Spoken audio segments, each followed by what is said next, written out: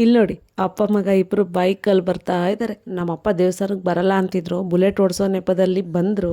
ಆದರೂ ಕೂಡ ಅವ್ರ ಆಸೆ ಏನು ಈಡೇರಲಿಲ್ಲ. ನಮ್ಮ ಅಣ್ಣ ಬೈಕ್ ಇಸ್ಕೊಂಡು ಆಮೇಲೆ ಇಬ್ಬರು ಒಟ್ಟಿಗೆ ದೇವಸ್ಥಾನಕ್ಕೆ ಬಂದರು. ತುಂಬ ಲೇಟ್ ಆಗಿತ್ತು, ಹೊಟ್ಟೆ ತುಂಬ ಹಶ್ವಾಗ್ತಾ ಇತ್ತು. ಇನ್ನು ಊಟ ಖಾಲಿ ಆಗುತ್ತೆ ಅಂತ ದರ್ಶನಕ್ಕೆ ಹೋಗೋದಕ್ಕಿಂತ ಮುಂಚೆ ಫಸ್ಟು ಊಟ ಮುಗಿಸ್ಕೊಂಡ್ವಿ. ಏನೇ ಹೇಳಿ, ಯಾವುದೇ ದೇವಸ್ಥಾನಕ್ಕೆ ಹೋಗಲಿ ಆ ದೇವಸ್ಥಾನದ ಊಟ ಅಷ್ಟೇ ರುಚಿಯಾಗಿರುತ್ತೆ. ನಾವು ಬಂದಿರೋದು ವೈದ್ಯನಾಥೇಶ್ವರ ಸ್ವಾಮಿ ದೇವಸ್ಥಾನಕ್ಕೆ. ಇದು ತುಮಕೂರಿಗೆ ತುಂಬ ಹತ್ತಿರವಾಗಿದೆ, ಹಾಗೆ ಬಸ್ ಫೆಸಿಲಿಟಿನೂ ತುಂಬ ಚೆನ್ನಾಗಿದೆ. ನೀವಿಲ್ಲಿ ನೋಡ್ತಾ ಇರ್ಬೋದು ದೇವಸ್ಥಾನ ಎಷ್ಟು ಕ್ಲೀನಾಗಿದೆ. ಕಾರ್ತಿಕ ಸೋಮವಾರ ಆಗಿರೋದ್ರಿಂದ ತುಂಬಾ ರಶ್ ಇತ್ತು.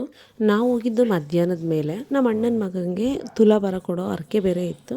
ಈ ವೈದ್ಯನಾಥೇಶ್ವರ ದೇವಸ್ಥಾನದಲ್ಲಿ ನೀರು ಹಾಕಿಸ್ಕೊಂಡು ಪ್ರದರ್ಶನ ಬಂದರೆ ಯಾವುದೇ ಆರೋಗ್ಯ ಸಮಸ್ಯೆ ಇದ್ದರೂ ನಿವಾರಣೆ ಆಗುತ್ತೆ ಅನ್ನೋ ಒಂದು ಪ್ರತೀತಿ ಇದೆ.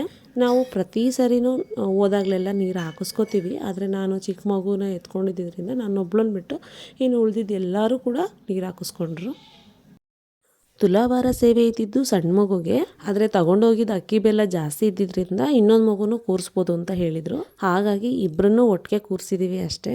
ಪಾಪ ತುಂಬ ಚಿಕ್ಕವನಿದ್ದ, ಹಾಗಾಗಿ ಅವನಿಗೆ ಕುತ್ಕೊಳ್ಳೋದಕ್ಕೇನೋ ಭಯ ಅನ್ನಿಸ್ತಿತ್ತು. ಹಾಗಾಗಿ ತುಂಬಾ ಅಳ್ತಾ ಇದ್ದ. ಮಾಡ್ಕೊಳ್ಳೋ ನಮಸ್ಕಾರ ಸಾನು ನಮಸ್ಕಾರ ಮಾಡ್ಕೊ ನೀನು. ಎಲ್ಲ ಸೇವೆನೂ ತುಂಬ ಚೆನ್ನಾಗಿ ಮಾಡ್ಕೊಂಡ್ರು. ಹಾಗೆ ಪೂಜೆನೂ ತುಂಬ ಚೆನ್ನಾಗಾಯಿತು. ಮತ್ತೆ ಇನ್ನೊಂದು ಮಿನಿ ಲಾಗಲ್ಲಿ ಸಿಗೋಣ. ಅಲ್ಲಿವರೆಗೂ ಬಾಯ್ ಬಾಯ್.